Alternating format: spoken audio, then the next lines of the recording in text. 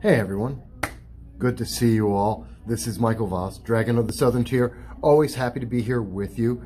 And of course I'm at work again, because I'm always at work, it seems like. But I wanted to take a moment, because I think a lot of us have seen, actually I'm just going to take that off, I don't want the glare in the way.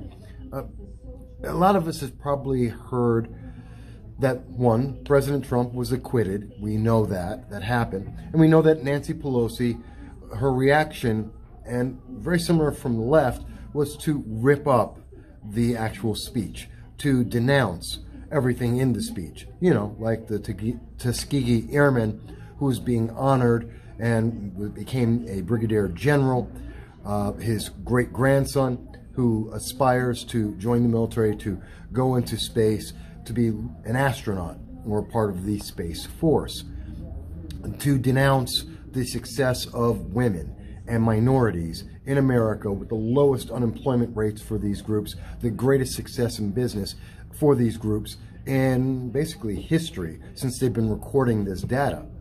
So that was the reaction of Nancy Pelosi, and we all knew that. And we knew that during that day she was very frustrated, as many Democrats were, because in Iowa we saw that the Iowa poll, the caucus for the presidential election, has 0 results. In fact, right now, there is still 0 result. Now, when I say 0 result, I don't mean that they haven't published part of the results. The fact is, after, 48 hours now, we have partial answers. There is no complete final result. And because of that, and because of the delays, Democrats themselves don't trust their own data. There is questions that are circling amongst Democrats that Democrats are again cheating, that somebody, whether it's Bernie Sanders, Pete Buttigieg, Joe Biden, I've seen articles on all of this, are saying that, you know, one or many groups of individuals or the DNC itself is rigging the results from the primary just like they did in 2016. So the Democrat Party is imploding, very much imploding. They can't handle themselves when they're dealing with a situation that isn't exactly the way they feel like it should be. And that's kind of telling, because we're seeing that reaction carry on through. This is coming from the top and it's going down to the bottom. And the bottom would be the student. There's a college student that's now a viral video of him imploding, screaming how he needs to cut the throats of Republicans and the president. That's violent. I mean, that's very violent. That's kind of like what we saw with the progressives at Binghamton University, who came out in violence, seeking to harass and intimidate individuals, coming out with mobs of 200, going into a speaking event with Dr. Art Laffer, who I will be doing an interview with this month.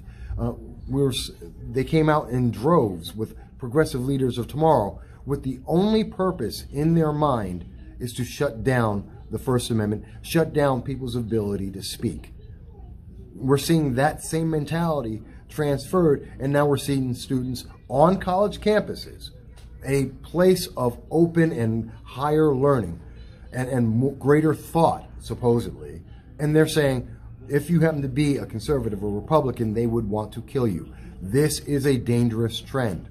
And this is part of the leadership from Nancy Pelosi and progressives just like Anthony Brindisi, who are willing to lie, who are willing to manipulate people's emotions to be able to get a result they want. And when I say Anthony Brindisi lied, I mean his speech at his town hall in Binghamton, where he directly lied to an audience of 100 people, taking claim and credit for bills that he did not pass, that were not his bills, or inflating his influence as a co-signer and as a co-sponsor on bills that he had little to no influence on, like the USMCA. But all of that kind of gets encapsulated by one thing, I think, right now. And this kind of tells you a lot about the mentality of socialist Democrats that control the Democratic Party. Well, two things, actually. One, the DNC president, Tom Perez, is now having a recall, a recount of everything that happened in Iowa. So Democrats, their lack of trust, their lack of confidence in other Democrats not cheating is so low, they have to do a recount, which means no one is confident in the result that are going to come out. And you might as well throw away Iowa, because no matter what the result is, no Democrat is going to agree, or many of the Democrats there are not going to agree unless the candidate they feel should be leading wins.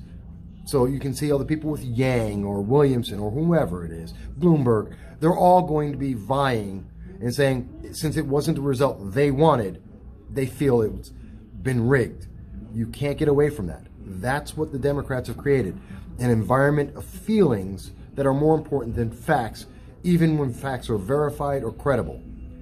On top of that, we have people like Alexandria Ocasio-Cortez, a very prominent socialist Democrat, and part of that progressive movement, who encapsulates, I think, all of this when she said, and it's been reported today, I think it's been viral across Twitter and social media, that she doesn't believe in the capability of lifting yourself up by your bootstraps. Her statement is that, and I'm quoting, I think this is Daily Wire's take on it, this idea of a bootstrap. You know, the idea, this metaphor of a bootstrap started off as a joke because it's a physical impossibility to lift yourself up by a bootstrap, by your shoelaces. It's physically impossible. Well, you know, possibly you could say it's physically impossible. You can't lift yourself up. I mean, yeah, if you're on a clinging on a cliff or something, maybe, but it's not meant to be a exact term. Here is something that's, you know, this is a metaphor. Perhaps that's beyond the bartender, now Congresswoman.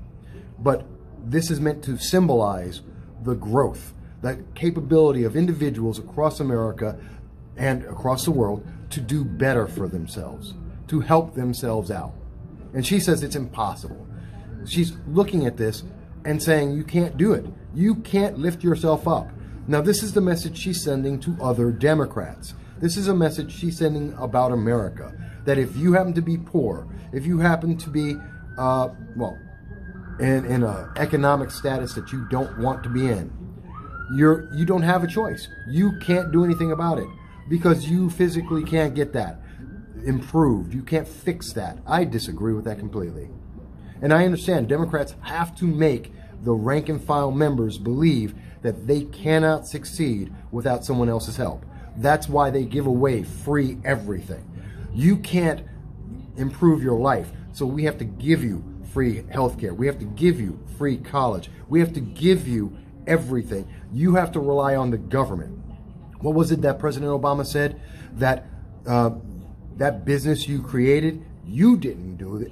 The government did it. Someone else did it. The government is what gave you the business that you have right now. I disagree with that. Quite honestly, I've been homeless twice in my life. Homeless.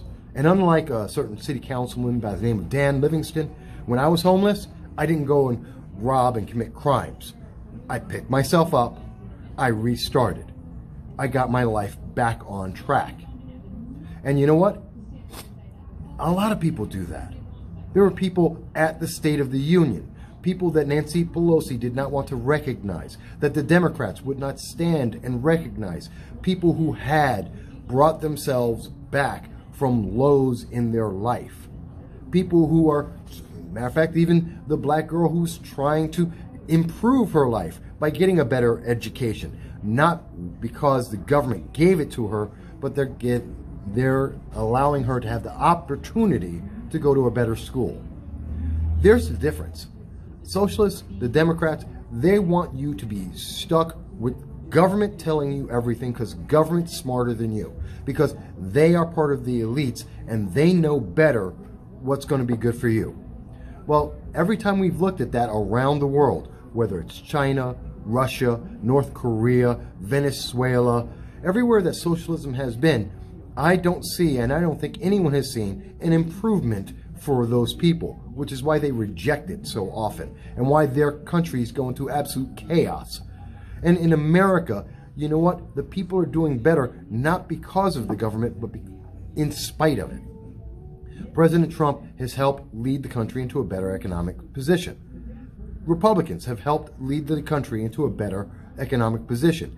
Democrats giving stuff away has not done it. And yes, Alexandria Ocasio-Cortez, you're right. You know, it's physically impossible, literally physically impossible, to lift yourself up by your shoestrings. Probably, in most cases. But you know what? Metaphorically, you can. Because if you couldn't, a college bartender in the boroughs of New York City wouldn't be a congresswoman today if it was not possible for her to lift herself up and to improve her position in life. It just wouldn't happen. You know, if we just stop and think about these things, I think we see there's a big difference in America. There are some people, socialists, progressives, people like Progressive Leaders of Tomorrow, people like Citizen Action, people like Antifa, who want you to be downtrodden. They don't want you to feel good. They don't want you to do well. They want you to suffer because it makes them feel better and it makes their position, their political advantage better. You know, I don't agree with that. You can do it. You can lift yourself up from anything. You can improve your life. You can succeed. And you know what? You should have the opportunity to try. Because you may not always get exactly what you want, but you can get better. And you should be able to try to do that. And every time the government gives you something, I guarantee you, you are losing something because they're not there to make your life better. Not under Democrats. No, your life is always worse. You know what? I'll give you a great example of this to finish this off. The Democratic Party of New York State, under Governor Cuomo, and the single party of progressive Democrats decided that bail reform was the best answer. They were smarter than everyone else in the state, smarter than all the police officers, all the district attorneys, the judges. They were smarter. And they got rid of bail reform because it made progressives feel good. And at this moment, the entire state rejects this. And the only people who are holding on to the bail reform are the politicians. The people want to see bail enforced. They want to see criminals denied the ability to walk through a revolving door at a jail for a crime they've committed, only to go back out and commit yet another crime and yet another crime. This is the mentality you get when you think government is better than the people, when you think elites in government are smarter than the people. We get stupid laws that hurt the people. I reject that. I think we need to look at that more carefully. Alexandria Ocasio-Cortez doesn't know what she's talking about. Nancy Pelosi, you're wrong. But maybe you think I'm wrong. I look forward to hearing what you have to say. Please, leave me a comment. You can reach me at 607-242-1582. That's our text line. You can leave a text there. You can comment at MV Consult on Twitter. You can contact us at Voss Political Commentary on Facebook. I look forward to hearing what you have to say. Thank you.